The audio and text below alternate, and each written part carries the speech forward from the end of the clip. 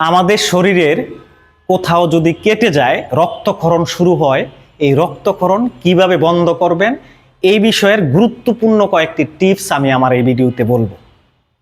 আমরা বিভিন্ন কাজ করতে গিয়ে অথবা বিভিন্ন কাজের ছলে আমাদের হাত বা পা বিভিন্ন জায়গা কেটে যায়। কেটে গেলে রক্তক্ষরণ যদি শুরু হয়, সেই রক্ত বন্ধ করার কিছু পদ্ধতি আছে।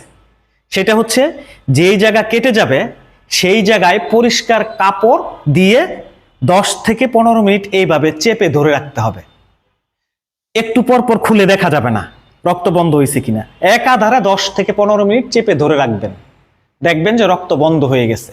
এবং হাতটা হচ্ছে উপরের দিক, যদি হাতে কাটে উপরের দিক, এবং যদি পায়ে কাটে তাইলে পাটা উপরের দিক করে উঁচু করে রাখবেন, তাতে রক্ত বন্ধ হতে সহযোগিতা করবে।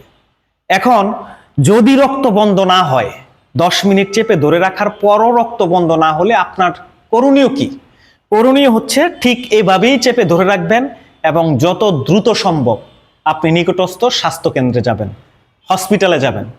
উপজেলা হেলথ কমপ্লেক্স আছে, সদর হসপিটাল আছে, মেডিকেল কলেজ আছে, সেইখানে গিয়ে অবশ্য বসে আপনার ডাক্তারের পরামর্শ অনুযায়ী বাকি চিকিৎসা নিতে হবে।